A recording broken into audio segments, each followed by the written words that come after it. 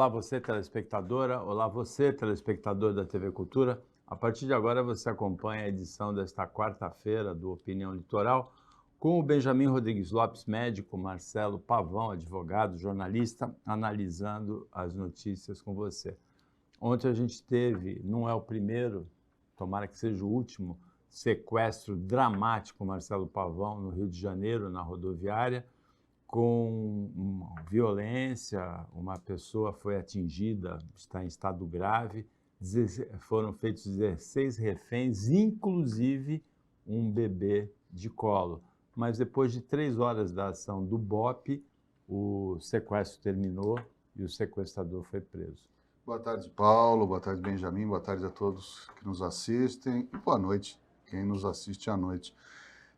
Paulo, é uma situação que merece assim, uma reformulação em alguns padrões de segurança para a gente trazer para a realidade esses fatos. De acordo com a polícia do Rio de Janeiro, esse cidadão que sequestrou, ele estava fugindo, ele é uma pessoa já conhecida das autoridades policiais, e ele estava fugindo de uma outra facção que o ameaçava. Então, ele estava pegando o ônibus para fugir do Rio de Janeiro.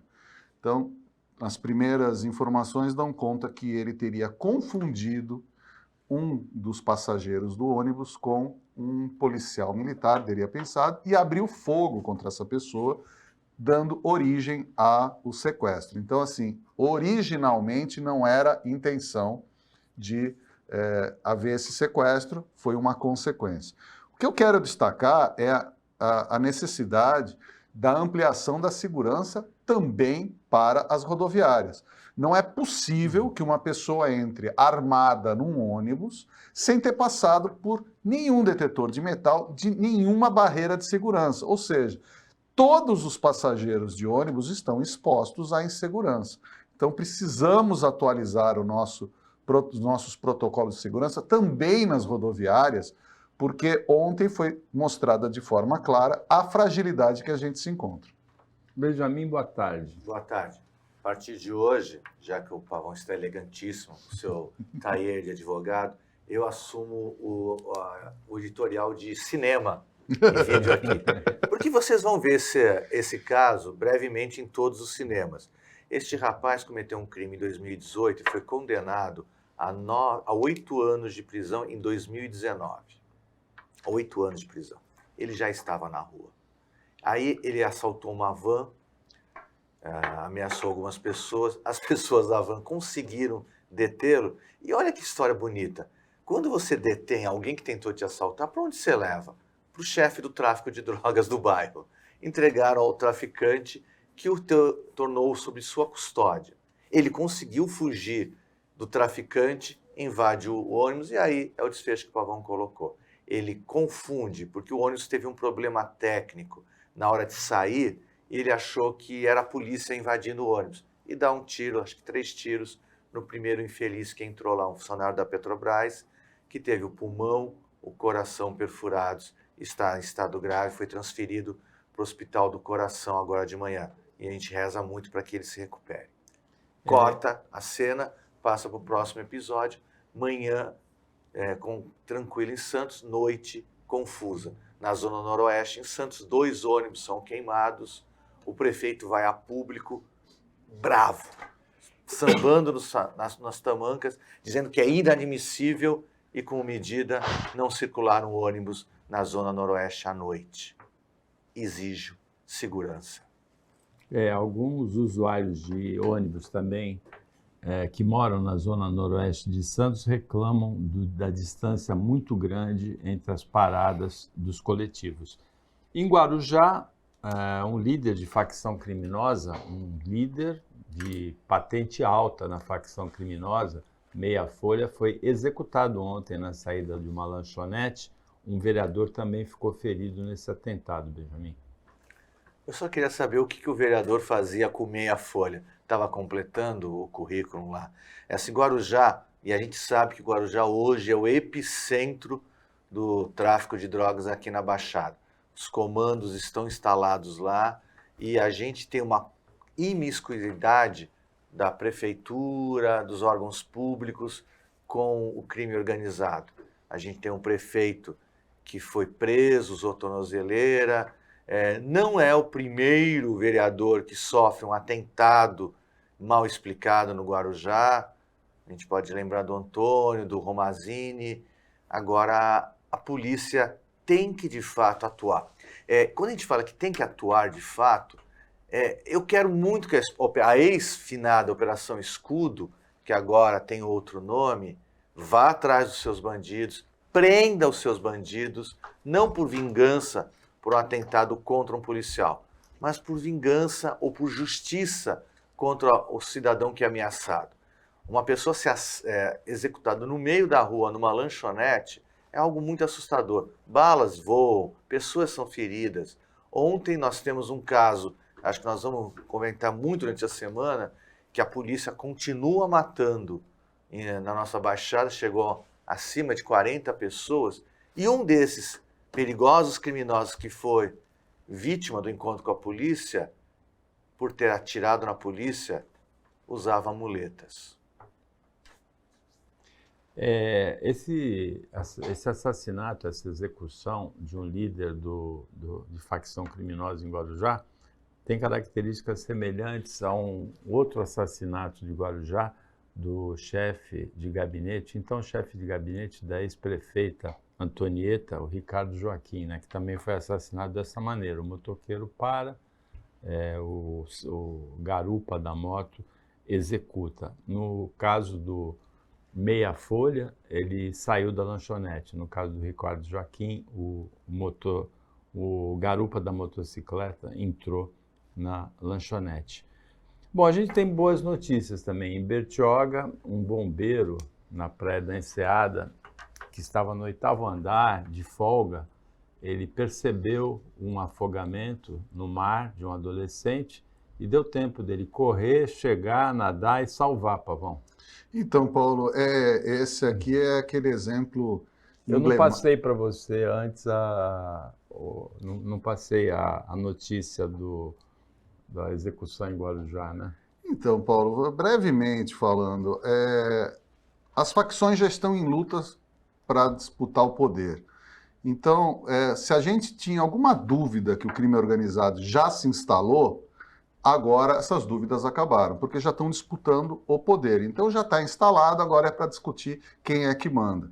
Acontece que apenas a polícia fazendo o enfrentamento não vai se chegar a lugar algum, porque eles vão continuar se reorganizando. Enquanto as administrações públicas, sejam municipais, estaduais e a federal, não caírem na realidade que precisa colocar pavimentação, saneamento, tirar a precariedade dessas comunidades. Esporte, iluminação. Exato, instalando iluminação e dando pública, né, cidadania para essa comunidade. Então não adianta só ficar fazendo operação verão, outono, inverno, primavera, seja lá qual for o nome, ficar inventando nome em latim para dizer muito mais bonitas operações.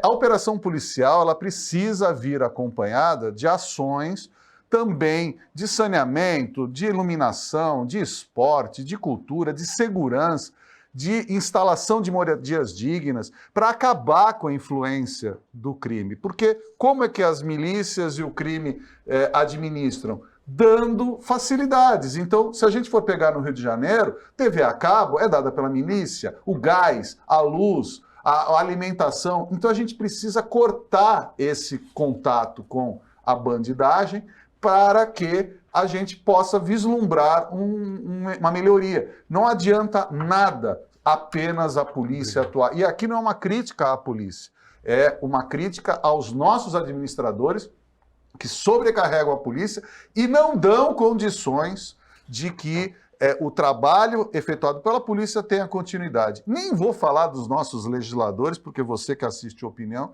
sabe que isso já virou um mantra.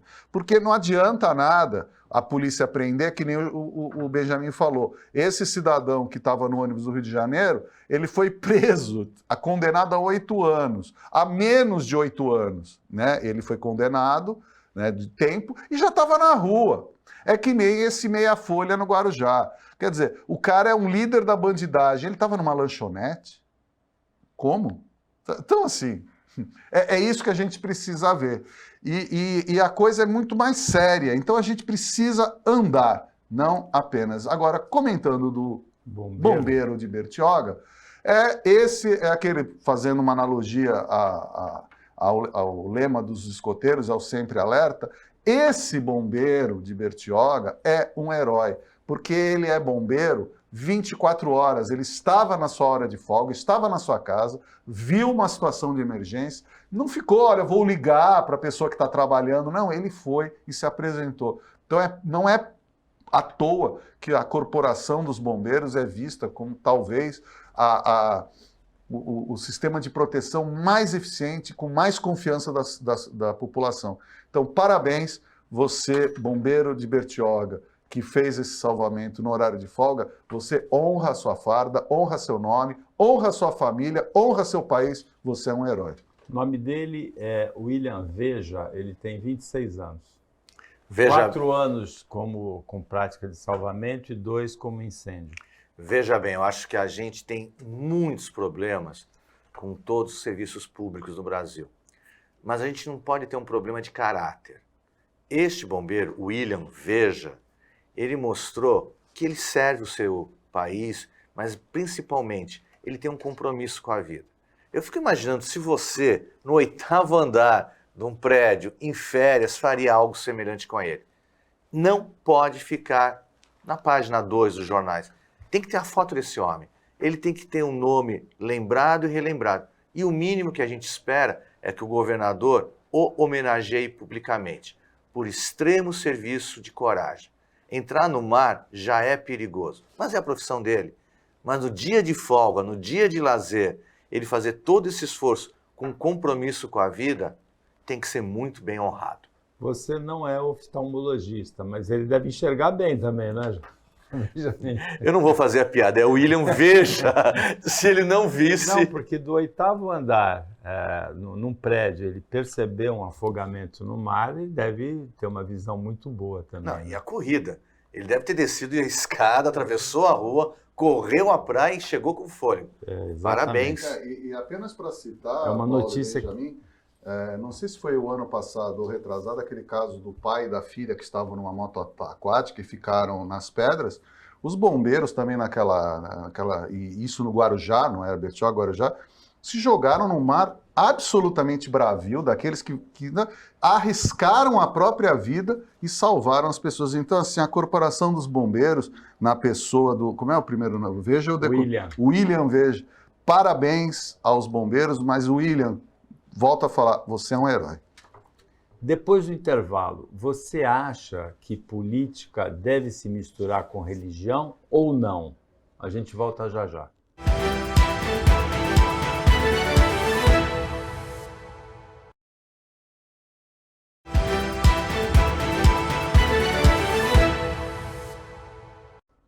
Voltando com o Opinião Litoral desta quarta-feira, o Marcelo Pavão, jornalista, advogado, está analisando as notícias com você. O Benjamin Rodrigues Lopes, médico, também.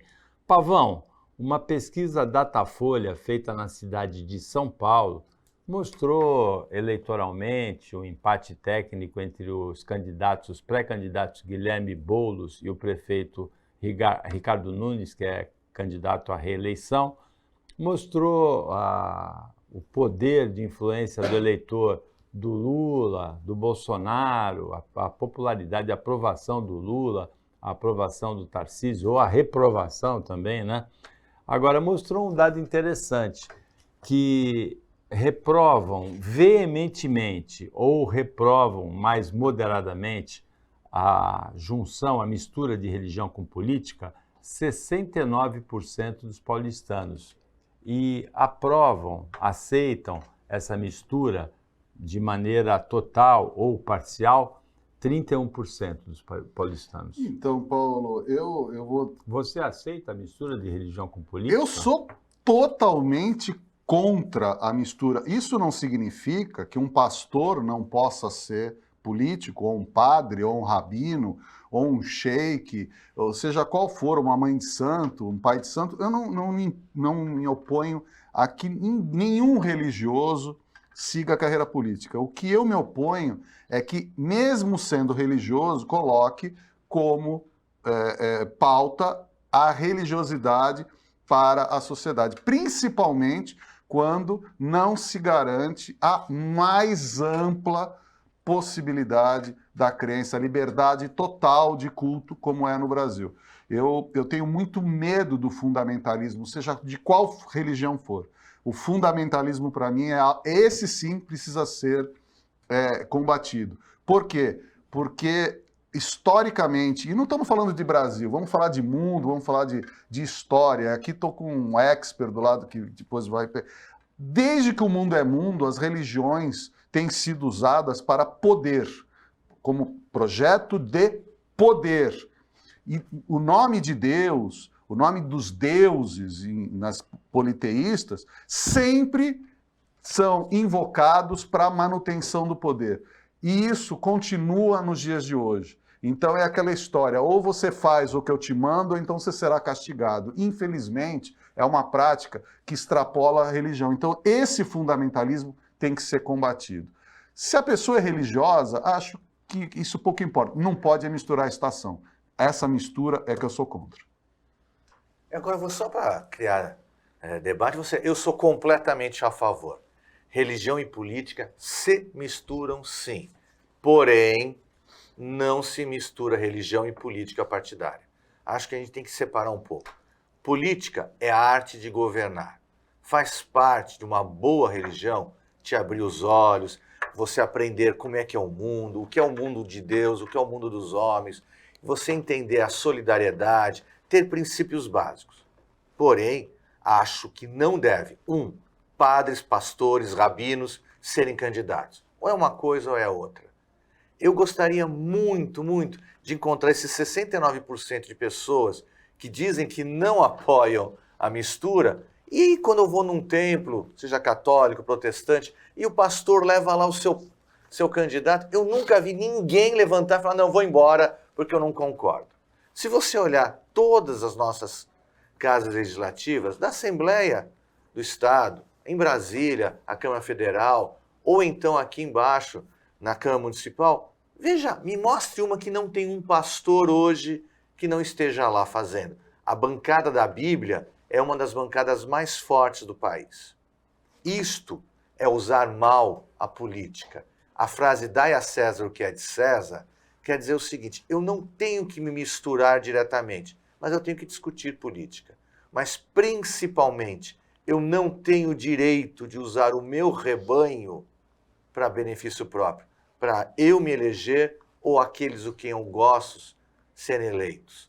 Recentemente eu vi um vídeo de uma liderança espírita que há muitos anos atrás que se recusou a receber um político. Recebeu todos os outros. Aquele ele não recebeu. Não era uma liderança. Podia ser um homem santo, mas errou. A gente abre a porta a todos. A gente escuta a todos, mas a gente não interfere. Nesse caso é interessante porque a legislação, a política, ela decide em nome de todos. E como disse o Pavão, a crença religiosa, a liberdade de culto é oficial no Brasil. Então, no Brasil, qualquer tipo de religião pode ser adotada. Então, a gente vê essa influência, o Benjamin citou a bancada da Bíblia, né? A gente vê essa influência na discussão sobre a legalização ou não do aborto, né? A descriminalização do aborto.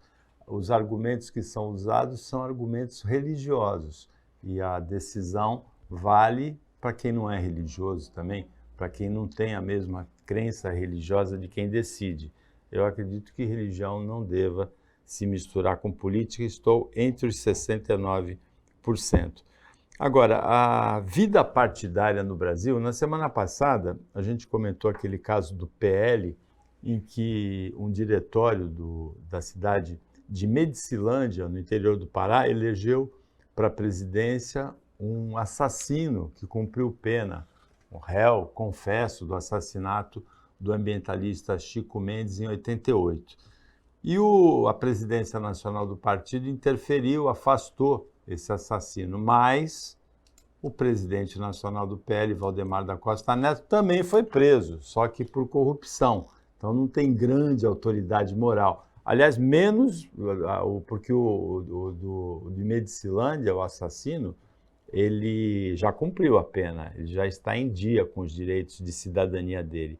Agora, nessa semana, um caso muito mais grave movimenta a opinião pública no país, Pavão, que é o caso do União Brasil. O atual presidente Luciano Bivar perdeu a reeleição. União Brasil vem da junção de dois partidos, o DEM e o PSL. O Luciano Bivar vem do DEM, não é? Do DEM.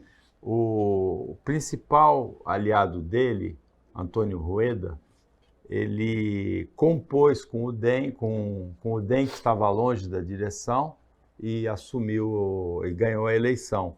Depois disso, houve 12 dias de ameaças explícitas do Luciano Bivar e culminou com o incêndio de 2 imóveis, um do Antônio Rueda, um da irmã que é tesoureira do Partido da União Brasil. O governador de Goiás atribuiu o incêndio ao Luciano Bivar. Paulo, e por trás disso... Os incêndios criminosos ao Luciano Bivar. O advogado do Antônio Rueda, ele disse que ele falou sobre as ameaças. Agora, o governador de Goiás, Ronaldo Caiado, ele foi objetivo. Ele acusou o hoje presidente em exercício, né, o Bivar, desses incêndios, das ameaças. Agora, o que a gente precisa destacar aqui é o que está por trás de tudo isso. São mais de 400 milhões que o presidente do União Brasil recebe de fundo partidário. Essa dinheirama toda, por exemplo, o PL, do Valdemar Costa Neto, recebe 1 bilhão. O PT deve estar recebendo uns 800 milhões, um pouquinho mais. O que acontece, essa dinheirama toda? Obviamente, os políticos mexeram lá os seus pauzinhos e boa parte desse dinheiro não exige prestação de contas. Basta você apresentar uma nota de contador, de advogado ou de alguma outra coisa. Então é por isso que tem um monte de gente com salários de 40, 50 mil por mês, pago com dinheiro. Sabe de onde vem esse dinheiro? Meu, seu, de todo mundo que paga imposto nesse país. É uma dinheirama que é jogada no lixo. E isso é muito importante, porque isso é um fundo partidário que, em tese, todos os candidatos que são do partido deveriam receber uma cota para suas campanhas. Esse ano nós temos eleição para vereador, eleição para prefeito no Brasil todo. Mas pergunte para alguém se algum candidato estiver nos assistindo, que já foi candidato a vereador, ou quem vai ser candidato, pergunte se algum candidato, salvo aqueles amigos íntimos do rei ou da rainha do partido, ninguém recebe um centavo. É um dinheiro que é administrado pelos donos dos partidos. E é por isso que no Brasil tem mais de 30 partidos, porque nós temos donos de partidos que vivem desse dinheiro. Que vive do menorzinho até aquele PCO que quer acabar com tudo, acabar com o Brasil, fecha tudo, até o PCO recebe uns 100 mil reais. Quer dizer, todo mundo que está na direção partidária, os donos, eles ganham muito dinheiro. Então está na hora da gente começar a acordar, porque essa dinheirama toda está indo para o lixo. E agora...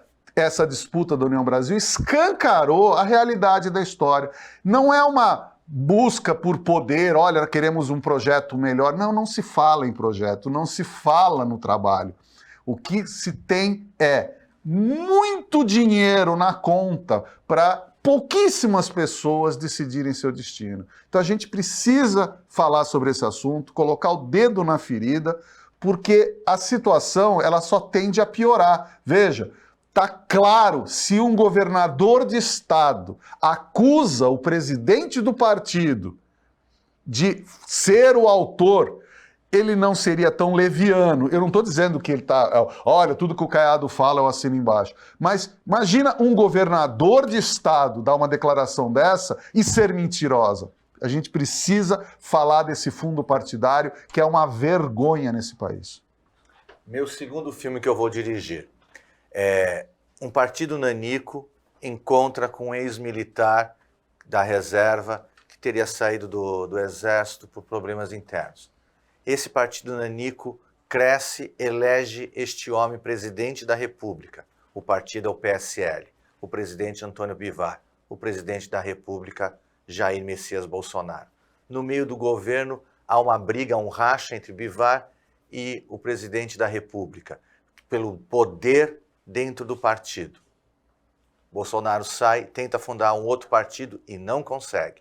O PSL se funde ao DEM e eles têm um seguinte acordo: 40% dos votos são do DEM, 40% do PSL, 20% do Rueda. Rueda, melhor amigo do Bivar. Em algum momento, o dinheiro chama mais atenção. 500 milhões é muito dinheiro.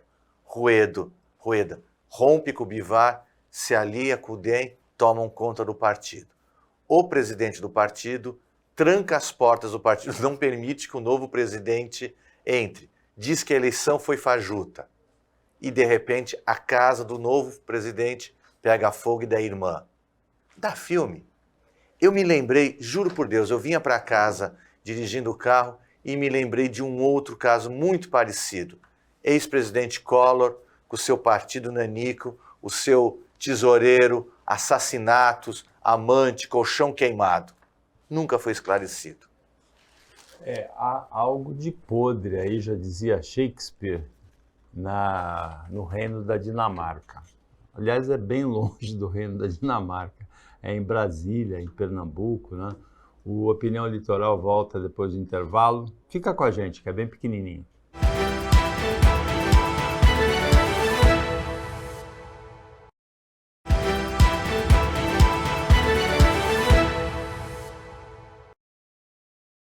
Voltando com a Opinião Litoral desta quarta-feira, agora é o último bloco. O Benjamin Rodrigues Lopes e o Marcelo Pavão estão analisando as notícias com você. Ontem, nas primárias dos partidos republicano e democrata nos Estados Unidos, ficou consolidado o confronto das eleições do final do ano. Joe Biden e Donald Trump vão fazer o que seria uma revanche, não é, Benjamin? Eu estou chamando que é Popó versus Bambam 2. Eu acho que assim, é uma revanche, e é engraçado que a situação seria trágica se não fosse comédia, porque todos nós sabemos disso há 4 anos que ia acontecer isso. Lá, a legislação americana tem uma dificuldade muito grande de impedir que o Donald Trump possa ser candidato. Apesar dele ter sumido com os documentos secretos, ter guardado no banheiro da casa dele, apesar dele ter usado o fundo eleitoral para pagar uma prostituta pelo silêncio dela, apesar de muitas outras coisas, e ter incentivado a invasão no Capitólio, ele está elegível e cumpriu os ritos. Nós todos sabíamos que ele seria o outro candidato. A questão é saber como é que o Biden chega nessa eleição, porque ele é um homem, os dois são homens acima dos 70 anos, mas a aparência física do Biden está muito mais fragilizada. Biden também enfrenta sérios problemas com as guerras que estão acontecendo. A postura americana pró-Israel se o garante com o apoio da comunidade judaica, tem sido um grande problema porque ele perde todo o apoio da comunidade muçulmana, que é hostilizada pelo Trump. Parece o samba do crioulo doido, que agora não se usa mais essa expressão. Talvez seja o samba do Trump maluco. Agora começa, né, de fato, a corrida presidencial. O grande problema, tanto para Trump quanto para Biden, é convencer o seu eleitor a ir votar, porque primeiro o eleitor americano precisa se registrar, se credenciar e depois votar. O fato é que nos Estados Unidos, tanto Biden quanto Trump são muito impopulares, mas na impopularidade o Trump consegue ter mais seguidores fiéis à sua campanha do que o próprio Biden, que sofre baixas absurdas. A comunidade muçulmana americana está dizendo que não vai votar nele porque o Biden não está sendo incisivo na luta para acabar com a guerra lá com a Palestina e Israel. Ao mesmo tempo que faz parte da plataforma do Trump extraditar e expulsar dos Estados Unidos a comunidade muçulmana. Então, nós estamos diante de uma situação de dois candidatos impopulares. De fato, o presidente Biden mostra uma fragilidade que o Trump não mostra, e se não mudar muito o que está acontecendo nos Estados Unidos, o próximo presidente americano será Donald Trump, porque está com maior capacidade de arregimentação. Agora, eu volto a falar, o incrível é que os dois não são bem vistos pela população. Vai vencer nariz a nariz, o que é muito triste, principalmente para a democracia. Se uma vitória do Donald Trump se desenhar claramente a partir do início do segundo semestre, o Partido Democrata pode mudar de candidato, haver uma desistência do Biden e colocar, por exemplo, a Michelle Obama, que nas redes sociais é acusada de ser homem e não mulher, não? Poder pode, Paulo, só que isso já demonstraria uma falta de unidade do Partido Democrata. Mas se o candidato ele gosta do partido, o Biden, Sim. Ele quer conservar o partido no poder, e ele percebe que ele vai ser derrotado nas eleições, ele pode desistir da candidatura. Pode, né? mas esse é um altruísmo que, primeiro, ele vai ter que reconhecer a sua fragilidade. Segundo, você tem uma Kamala Harris como vice, que seria, em tese, a pessoa. Então você tira a candidata natural. Você tira o Biden da sua campanha e bota, por exemplo, uma Michelle Obama, você desqualifica a candidata a vice. É um problema que eu particularmente vejo, que é mais fácil engolir a derrota do que você fazer uma tipo dessa mudança. Essa mudança já deveria ter acontecido. Ela já deveria. Acontece que, para a Michelle Obama, hoje, ela e o ex-presidente Obama, eles são donos de uma produtora de sucesso.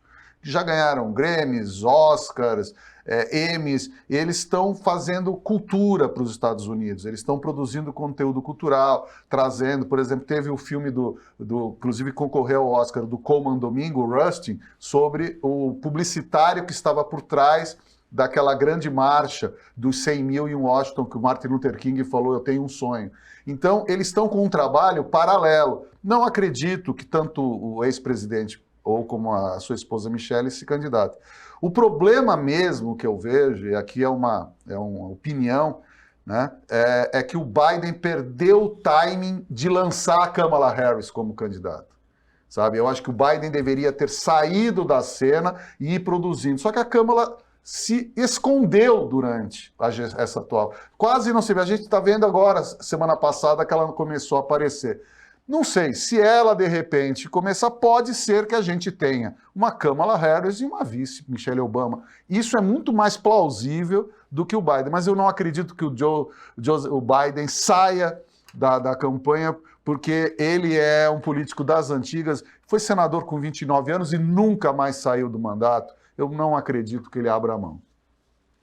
Eu fico imaginando se aqui os nossos deputados e senadores põem fogo na casa dos inimigos, pedir para que o presidente em exercício abra a mão da reeleição, acho que a gente acredita demais no altruísmo deles.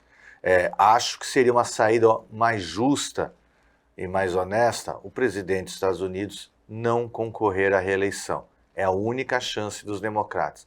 Mas no fundo, para nós brasileiros, é uma eleição que pouco nos importa, a não ser pelo fato de que mostra o conservadorismo tomando conta novamente do mundo. Portugal, há um avanço do conservadorismo importante, na Argentina, e Donald Trump representa, para os amantes da liberdade, mas principalmente para os amantes da dignidade, tudo de pior que existe no povo americano. Aqui na Baixada Santista, em crise, a gente noticiou, né, a execução de um líder de facção criminosa, comentou no primeiro bloco, A Secretaria de Segurança de São Paulo, Pavão, anunciou investimento de 70 milhões. Nós temos aqui, no Opinião Literal, reclamado da fragilidade da Polícia Civil, principalmente. Falta inteligência nas operações policiais, porque a Polícia Civil, mal e mal, com o efetivo, com os equipamentos que tem hoje, consegue dar conta do dia a dia das delegacias. Então, falta capacidade de investigação. Esses investimentos incluem 300 policiais militares a mais na turma que vai se formar para o segundo semestre, mas reformas também em alguns prédios da Polícia Militar e na sede do DEINTER 6. Paulo, eu quero primeiro me unir, me solidarizar com a fala do comentarista Roberto Mohamed sobre as polícias. É só entrar numa delegacia, o sucateamento é visível. Os computadores, se você bobear, ainda tem aqueles 286, 386 na delegacia. É como o Mohamed falou, o IML não tem médico legista. Por quê? Por uma opção ideológica, não apenas do atual governador. Já vem há algum tempo do sucateamento da Polícia Civil, da nossa Polícia Técnica, da nossa Polícia Investigativa, em detrimento da PM. Por outro lado, já passou da hora das duas se unificarem. Não dá mais para a gente ficar falando em duas polícias, e ainda tem a Polícia Rodoviária, a Polícia Federal, não dá para a gente ter esse monte de instituições se batendo, se ferindo entre si, e quem paga o pato, para falar o português claro, é o servidor público, é o policial. 70 milhões vão ser investidos, a gente ouve tanto, né? 1 bilhão para cá, 1 milhão para lá, 100 milhões para cá, 70 milhões. O que vão fazer esses 70 milhões? Vão colocar coletes à prova de bala modernos, vão dar armas modernas, vão dar carros modernos, vão fazer reciclagem, vão dar treinamento, vão construir uma vila para que os policiais saiam dos morros das comunidades com as suas sacolinhas embaixo do braço para não tomar tiro, para terem a sua família protegida. O que vai ser feito com esse dinheiro?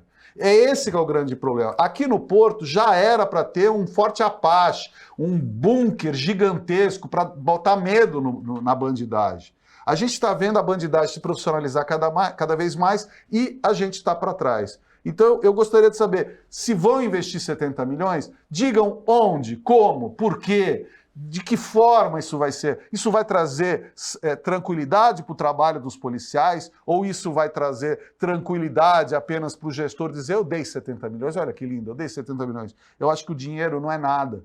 A gente está falando em partido político receber 400 milhões, 700 milhões, 1 bilhão de dinheiro. Por que esse dinheiro não vai para a nossa proteção, para a segurança pública, para os hospitais, para todas essas instituições? Vamos pensar nisso. Eu brincava, enquanto o Pavão falava, que eu me sentia tartaruguinha. Aquela tartaruguinha que fica assim balançando a cabeça. Não vai para isso o dinheiro, Pavão. Eles vão comprar carros, perfeito, vão comprar um barco blindado, vão reformar 2 unidades prisionais e o DEINTER. E vão colocar 300 homens que já estão se formados, não é nenhuma novidade. O que a gente precisa é que o Paulo tocou com o dedo na ferida e o Pavão muito bem. A gente precisa de investimento na inteligência. A gente precisa de uma polícia que investiga. A gente precisa de uma polícia que tenha cientistas atrás. A polícia científica de Santos, da região, foi abandonada. Os IMLs foram fechados. Só tinha um IML do Guarujá, de Praia Grande, que funcionava. Até para você fazer autópsia, necrópsia do teu falecido, tinha que ir para lá. Se uma mulher fosse violentada, o corpo de delito é lá. Experimente você, e eu não desejo isso, acompanhar uma vítima de violência sexual para ir no IML, ficar junto com bandidos mortos e ser exposta. Experimente. Experimente tentar investigar alguma coisa com razão, com ciência. Experimente entrar na delegacia e ver como é que o policial que vai enfrentar o bandido vive e trabalha. Chegamos ao final do Opinião Litoral, agradecendo a participação do Benjamin Rodrigues Lopes e do Marcelo Pavão nos comentários, nas análises, o trabalho da equipe técnica de jornalismo do Sistema Costa Norte e agradecendo principalmente a você que acompanhou a gente mais essa edição. Até amanhã, nesse mesmo horário, depois do Jornal Litoral, e uma ótima quarta-feira para você que você merece. Tchau.